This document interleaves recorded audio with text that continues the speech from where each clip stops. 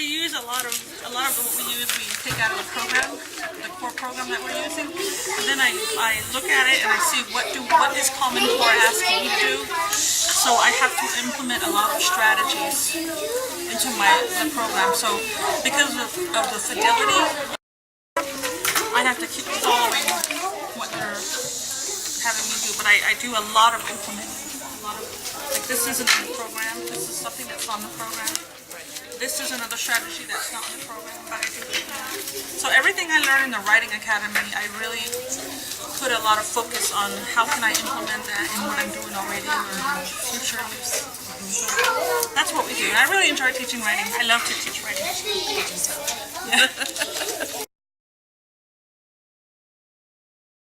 To find a spot. Okay, I have a book here that's a nonfiction.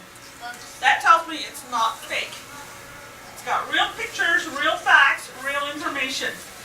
In writing and reading, second graders, we call that expository text. What do we call it? Expository text. So you are going to be looking for a nonfiction book that has expository text, words.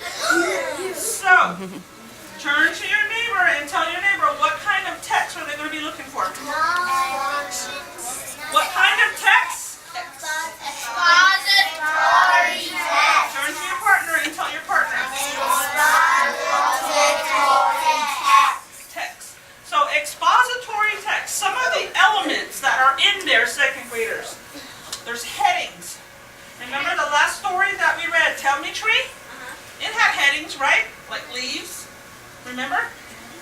Now in the expository text, you're also going to have little boxes that have captions in there. See it? And those captions, Harlan, give us very important information. Information that the author really wants you to know. So those are very important right there, the little captions. The subtitles or the headings are also very important. They help us. See it there? So when you find your nonfiction text, Kirsten, go ahead and close the door. When you find your nonfiction text, second graders, please use the captions here. See those little captions? You might find your answer to your question there. So look in there, okay? And I like expository text because they're really cool. They're real information. Also look at the illustration. You might be able to answer your question based on the illustration. And the illustrations we know are real. Because some of us asked about colors, right? See it? So when you're writing, look for key vocabulary words, big words, like $1 words, 75-cent words. Those are 3rd, 4th, and 5th grade level vocabulary words. Now, because it's already given to you, it's already provided, I expect proper spelling. You got it? Okay, so you need to remember where you think right now. Where did I get my nonfiction book from? Michelle? Visualize it in your brain. That way it's easier to find. Is that right? I know, some of you already have your book, and that's good. Who's ready? I heard you. Go ahead and go to your desk. You have your book, so go ahead and go. Did you bring it with you? Okay, go get it. So that's what I really like about it. But the students have a continuing journal here that they use for our writing. So we've done all kinds of writing, from short stories. We've done lists. They've made lists. They wrote sequence, like in the morning, in the afternoon, in the evening, and then they wrote in narrative writing. So they've really been exposed to a lot of genre writing, expository writing, narrative writing, sequence writing. And it's really cool because when we publish our writing, they get to ring a bell. And that bell just lets everybody know that they have published their writing and they are done. So it lets them know that they are authors and they are publishers. And then we put it out on a bulletin for others to read. So they get real excited about ringing the bell. It's really a big deal. 3, 2, 1. Now using this 5W matrix, second graders, Alicia made a really cool discovery. She found a book, a nonfiction book on her topic, and the author in this book uses the 5 W's. It's really cool. I'm going to show you. We didn't know that until she started answering her questions, and she said, wait a second. Why?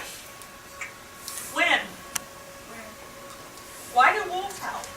When do wolves howl? I see, I pay attention. When did wolves first appear on Earth? Which dog looks most like a wolf? You see how the author's asking questions? Hermisha, I need you to stop playing with that because Isaiah is being entertained right now by you. How large are wolves? Where do wolves live? Really good questions. What? How? So this author is actually using questions to engage the readers. How? What? And I like that he did that. What? What? What? Lots of what questions.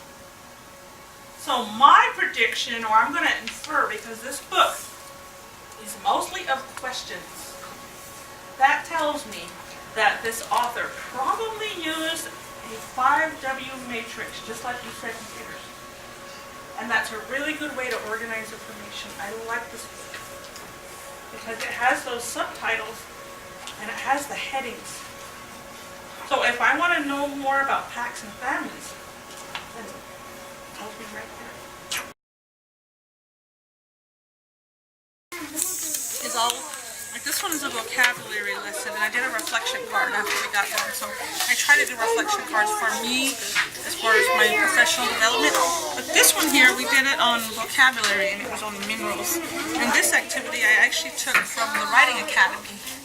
And what they had to do was they had to, just based on their own knowledge, give me what they thought the definition of minerals was in their own words.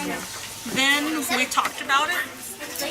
Then they went with a partner and they had to compare answers. Then we took the text out and we looked, well, let's see how it's used in context in the story. So we looked at that and then they revised their answer. Then we read the story, then we went back to the glossary and we said, let's see what the glossary says. How is it actually defined? So it's throughout the whole lesson, they're revising what they have written. So that when they finally have the understanding of what does minerals mean, then they have to